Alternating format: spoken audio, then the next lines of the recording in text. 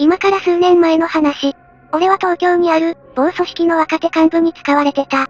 N さんって人。今やそういう組織も、日々の微妙にヤバい仕事は、アウトソーシングですよ。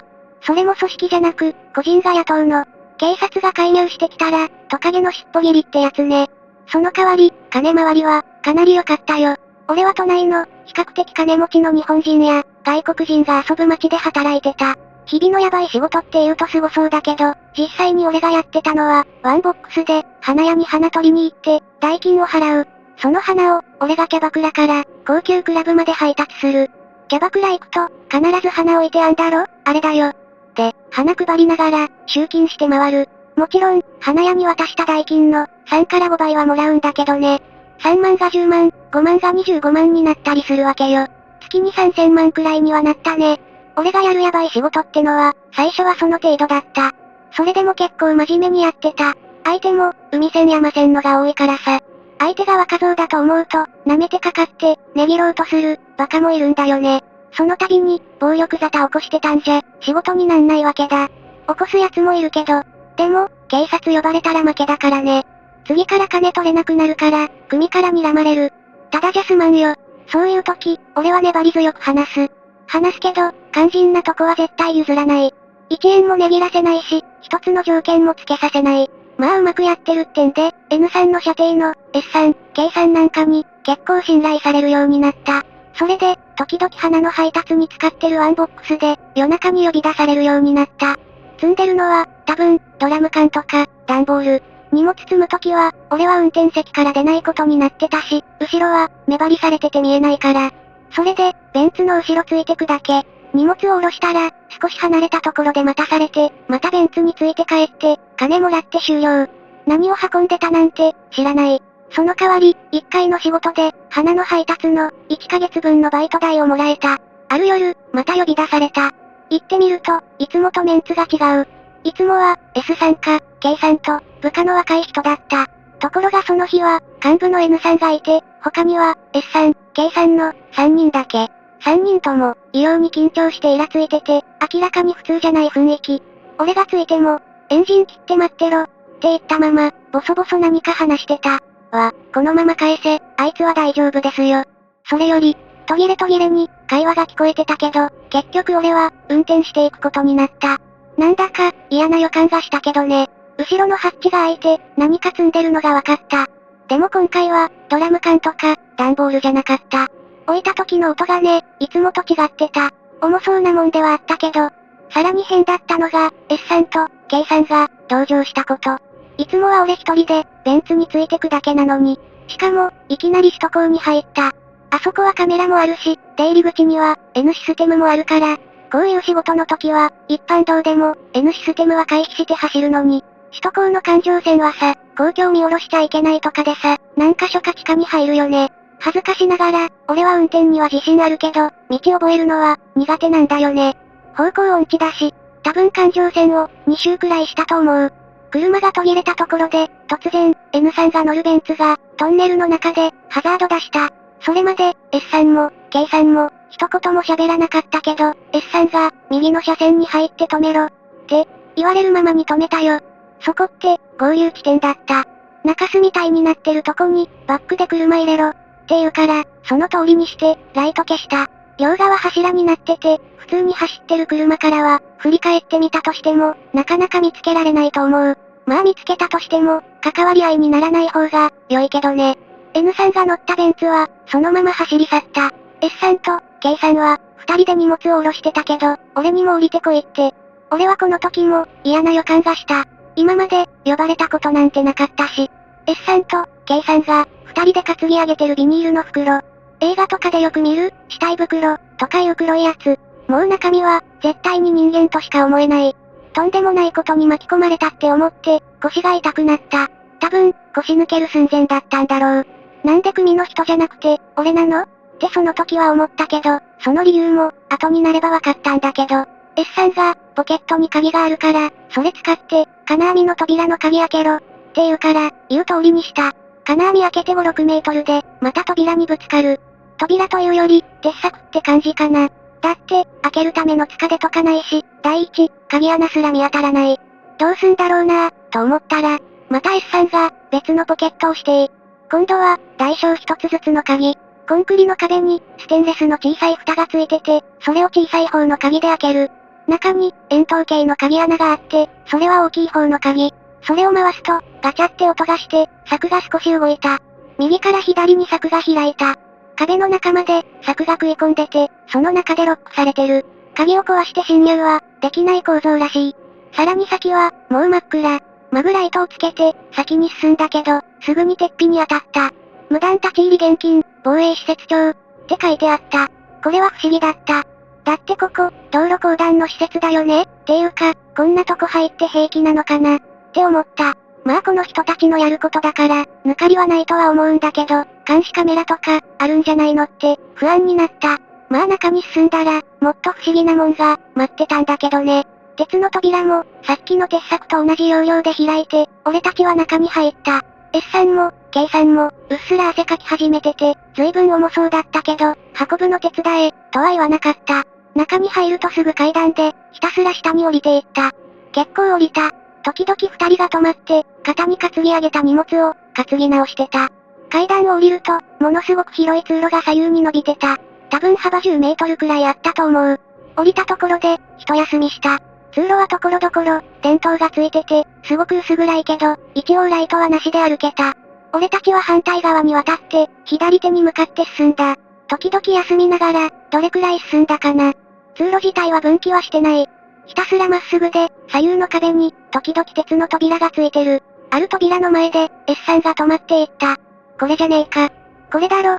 そこには、帝国陸軍、第13号行動、って書いてあった。字体は古かったけど、信じられる？今の日本にあるのは、陸上自衛隊でしょ。何十年も前のトンネルなのか、これは？ S さんも、K さんも、汗だくで息も荒くなってたから、扉を入ったところで、また荷物を下ろして、休憩することにした。二人とも無言だったから、俺も黙ってた。しばらくして、S さんが、そろそろ行こう。って言って、袋の片側、多分足がある側を持った。そしたら、袋が、突然暴れた。S さんは、不意をつかれて手を離してしまい、弾みで、反対側の袋の口から、顔が出てきた。猿ぐつわをかまされた、ちょっと小太りの男。どっかで見たことある、それもあるけど、分かっていながらも、袋からリアルに、人が、しかも、生きた人が出てきたことにビビって、俺は固まってた。S さんが、K さんに、おい、なんで目を覚ました？薬打て、薬。袋に戻せ、とか言ってるのが聞こえた。K さんは、薬は持ってない、とか、なんとか答えてた。その間も、袋は暴れてた。暴れてたというか、体を縛られてるらしく、激しく身をよじって、袋から出ようとしていた。すると S さんが、袋の上から腹のあたりを、踏んづけるように蹴った。一瞬、袋の動きが止まったけど、とすごいうなり声を上げながら、また暴れ出した。S さんは、腹のあたりを、構わず蹴り続けた。それでも袋は、暴れ続けた。やがて、K さんも加わって、二人でめちゃくちゃに蹴り始めた。パキって音が、2、3回、立て続けにした。多分、肋骨が折れたんだと思う。袋の動きが止まった。その時、なぜか男は頭を振って、俺に気がついた。それまですごい形相で、暴れていた男が、急に泣きそうな顔で、俺を見つめた。S さんが、袋に戻せと言うと、K さんが、男の肩のあたりを、足で押さえながら、袋を引っ張って、男を中に戻した。今でもその光景は、スローモーションの映像のまま、俺の記憶に残ってる。男は、袋に戻されるまで、ずっと俺を見てた。一生忘れられない。K さんが、袋の口をきつく縛るのを確認すると、S さんは、さらに数回、袋を蹴った。これくらいかな。殺しちゃまずいからな。S さんはそう言って、俺を見た。お前、こいつの顔を見たか？いえ、突然だったんで、何がなんだか。そう答えるのが精一杯だった。その時に、本当はどこかで見たような気がしたけど、思い出せなかった。S さんと、K さんは、再び動かなくなった袋を担ぎ上げた。それまでと違うのは、真ん中に俺が入ったこと。もう中身を知ってしまったので、一連卓勝だ。それから、その13号行動ってやつを、延々歩いた。今までの広い通路とは打って変わって、幅が3メートルもないくらいの、狭い通路だった。右手は常に壁なんだけど、左手は時々、下に降りる階段があった。幅1メートルちょいくらいの階段で、ほんの数段降りたところに、扉がついてた。何個目かわかんないけど、S さんがある扉の前で、止まれ、って言った。そこもまた、帝国陸軍、第126号井戸、って書いてあった。それで、S さんに言われるまま、中に入った。中は結構広い部屋だった。小中学校の、教室くらいはあったかな。その真ん中に、確かに井戸があった。でも、蓋が閉まってるの。重そうな鉄の蓋。端っこに鎖がついてて、それが、天井の滑車に繋がってた。滑車からぶら下がっている、もう一つの鎖を引いて回すと、蓋についた鎖が、徐々に巻き取られて、蓋が開いてく仕掛けになってた。俺は言われるままに、どんどん鎖を引っ張って、蓋を開けていった。完全に蓋が開いたとこで、二人が袋を抱え上げた。もうわかったよ。この地底深く、誰も来ない井戸に、投げ込んでしまえば、二度と出てこないもんね。でも、一つだけわからないことがあった。なんで、生きたまま投げ込む必要があるの？二人は、袋を井戸に落とした。ドボーン、水の中に落ちる音がするはずだった。でも聞こえてきたのは、バシャ、って音。この井戸、水が枯れてるんじゃないの？って音。S さんと、K さんも、顔を見合わせてた。S さんが、俺の持っているマグライトを見て、顎をしゃくってみせ、首をかしげて、井戸を覗け、ってジェスチャーをした。マグライトで照らしてみたけど、最初は、ぼんやりとしか、そこまで光が届かなかった。レンズを少し回して、焦点を絞ると、小さいけど、そこまで光が届いた。光の輪の中には、袋の一部が、照らし出されてる。やっぱり枯れてるみたいで、水はほとんどない。そこに、手が現れた。真っ白い手。さらに、つるっぱげで、真っ白な頭頂部。あれ、さっきの袋の人、つるっぱげじゃなかったよな。わけがわかんなくて、呆然と考えていたら、また頭が現れた。え、二人？ますます頭が混乱して、ただ眺めてたら、その頭がすっと上を向いた。目がない。空洞とかじゃなくて、鼻の穴みたいな、小さい穴がついてるだけ。理解不能な出来事に、俺たちは全員固まってた。しかも、二人だけじゃなさそうだ。奴らの周囲でも、何かがうごめいている気配がする。なんだあれ？人間なのか？なぜ、井戸の中にいる？何を、している？その時、急に扉が開いて、人が入ってきた。俺は驚いて、ライトを落として、立ち上がってた。S さんと、K さんも、入ってきたのは、N さんだった。N さんは俺たちを見て、怪げそうな顔をした。S、もう済んだのか。S さんは少しの間、呆然としていたけど、すぐに答えた。済みました。N さんは、俺たちの様子を見て、俺たちが井戸の中身を見たことを、悟ったみたいだった。見たのか、中を。俺たちは、うなずきもせず、言葉も発しなかったが、否定しないことが、肯定になった。さっさと蓋閉めろ。言われて俺は、慌てて鎖のところに行って、さっきとは反対側の鎖を引いて回した。少しずつ、蓋が閉まっていく。余計なことを考えるんじゃねえ。忘れろ、そう、言われた。確かにそうなんだけど、ぐるぐる考えた。殺しちゃまずいって、S さんは言ってた。S さん自身も、なぜ殺しちゃダメなのか、知らなかったんだと思う。生きたまま、落とした理由は？生きたまま、あの化け物のような、奴らがいるところへ。考えたくなくなった。俺たちは来た道を戻り、車で道に出た。今度は S さんと、K さんは、N さんのベンツに乗っていった。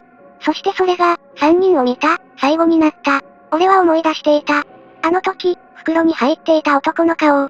最近出所してきた、会長の三男だった。出来の悪い男、という噂だった。ケチな仕事で下手を踏み、服役していたらしい。俺は2、3回しか顔を合わせたことがなかったが、大したことなさそうなのに、威張り散らして、嫌な感じだったのを覚えてる。だからといって、会長の息子を殺すのはアウトだよ。死体を隠したって、いずれバレる。それでもできるだけバレないように、俺を使って運んだんだろうけど、あの出来事から、2週間くらいして、N さんが、いなくなった。お前も姿をくらませって、S さんから電話があった。バレたんだ。会長の息子をやったのを。組から距離を置いていたのが幸いして、俺は逃げ延びることができた。S さんや、K さんが、どうなったのかは知らない。あれから数年、俺は人の多い土地を転々としている。これは、あるネットカフェで書いた。もうすぐネットカフェも、身分証を見せないと、書き込めなくなるらしい。これが最後のチャンスだ。組の人たちがこれを知れば、どこから書いたのか、すぐに突き止めると思う。だから俺は、この町には二度と戻ってこない。誰か、あの井戸を突き止めてほしい。なぜあの井戸に、暴力団なんかが鍵持って入れるのか。そうしたら、俺の追っ手は、皆捕まるかもしれない。俺は逃げ延びたい。これからも、逃げ続けるつもりだ。